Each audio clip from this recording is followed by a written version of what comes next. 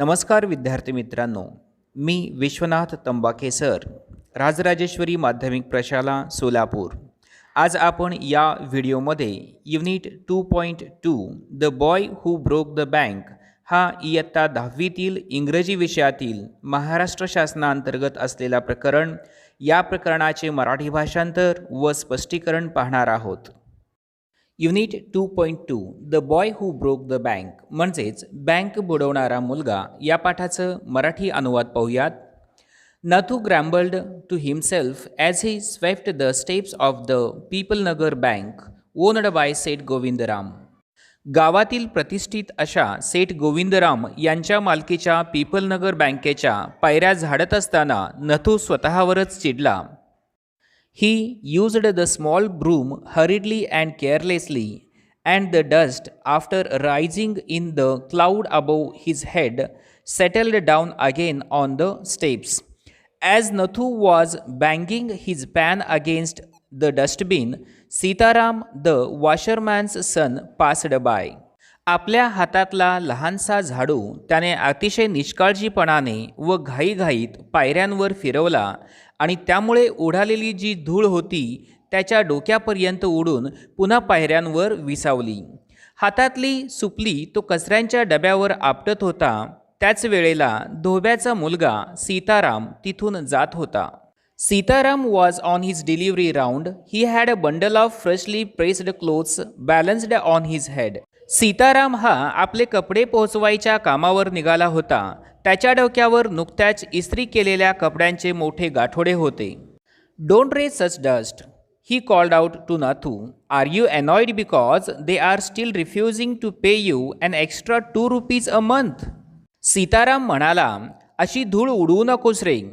तो नथूला हटकत म्हणाला, महिन्याला ₹2 जास्त द्यायला ते अजूनही नकार देत आहेत का? म्हणून एवढा तू वैतागला आहेस काय? I don't wish to talk about it, explained the sweeper boy. I haven't even received my regular pay. तो झाडूवाला मुलगा सीताराम म्हणाला, मला याबद्दल तर अतिशय काहीच बोलायचं नाही. I haven't received my regular pay and this is the 20th of the month. या महिन्याची 20 तारीख आली तरी अजून नेहमीचा पगारसुद्धा मला मिळालेला नाही. Who would think a bank would hold up a poor man's salary?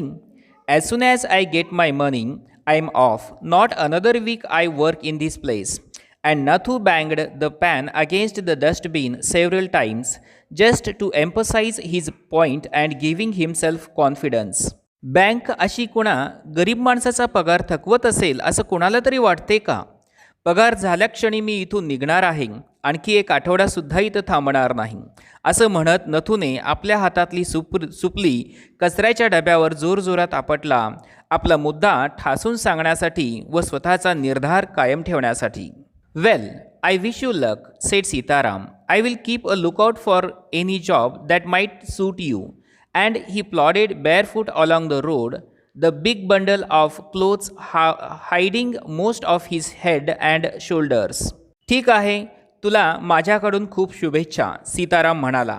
तुझ्यासाठी एखादं काम मिळालं तर मी पाहून ठेवेन, असं म्हणून डोके आणि खांदे पार झाकून जातील एवढे मोठे कपड्याचे गाठोडे तो कसंबसा डोक्यावर सावरत अनवाणी पायाने तो पुढे निघाला. At the fourth home he visited, Sitaram heard the lady of the house mention that she was in need of a sweeper. Tying his bundle together, he said, I know of a sweeper boy who is looking for a work. पुढे गेल्यावर चौथ्या घराजवळ येऊन तो पोहोचला. त्या घरातील स्त्री झाडूवाल्याची गरज आहे असं बोलताना त्याने ऐकलं होतं.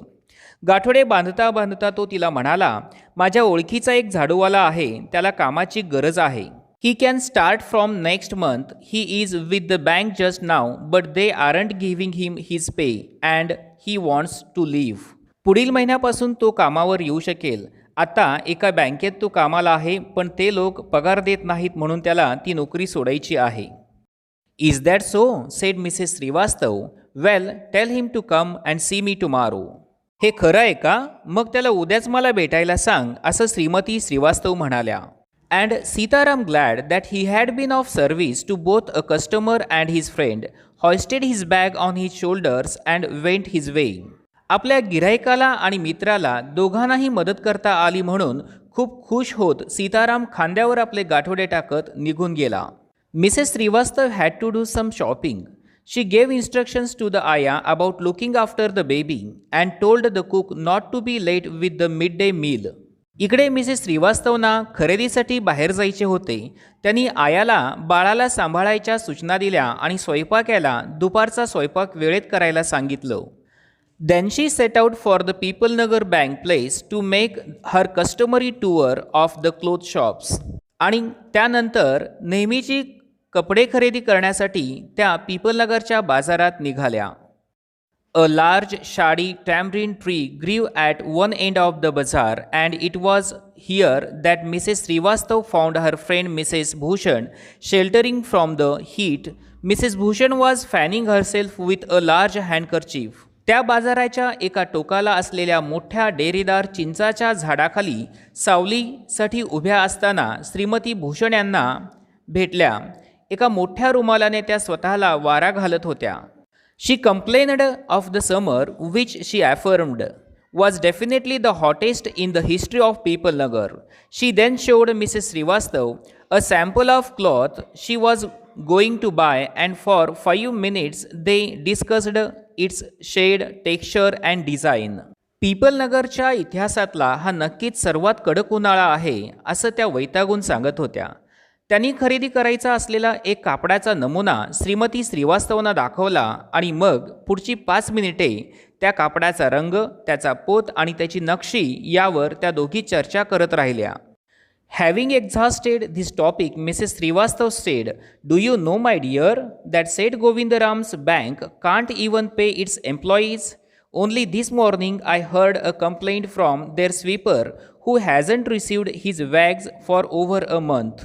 या विषयावर खूप बोलून झाल्यावर श्रीमती श्रीवास्तव म्हणाल्या, अगं तुला माहीत आहे का, शेठ गोविंदरामची बँक त्यांच्या कर्मचाऱ्यांना अगदी पगारसुद्धा देऊ शकत नाही म्हणे. आजच त्यांचा झाडूवाला तक्रार करत होता की मी महिना उलटून गेला तरी अजून त्याला पगार मिळालेला नाही म्हण. Shocking, remarked Mrs Bhushan. If they can't pay the sweeper they must be in a bad way. None of the others could be getting paid either. अरे बापरे, खूपच आश्चर्य. झाडूवाल्याचा पगारही देऊ शकत नसेल तर याचा अर्थ असा आहे की परिस्थिती खूपच बिकट दिसते. बाकीच्यांनाही पगार मिळत असेल असं मला वाटत नाही, असं श्रीमती भूषण उत्तरल्या. She left Mrs Shrivastava at the tamarind tree and went in search to her husband who was sitting in front of Kamal Kishore's photography shop talking with the owner. त्या चिंचाच्या झाडाजवळच श्रीमती श्रीवास्तवचा निरोप घेऊन त्या आपल्या पतीला शोधायला निघाल्या.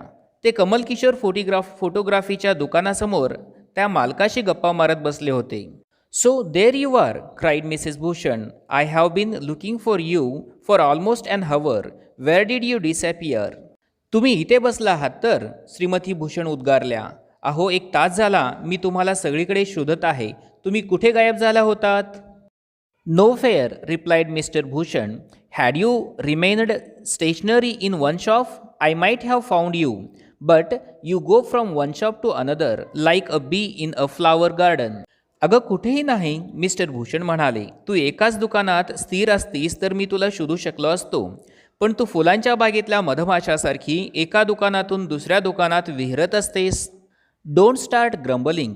The heat is trying enough. I don't know what's happening to people Nagar. Even the bank is about to bankrupt.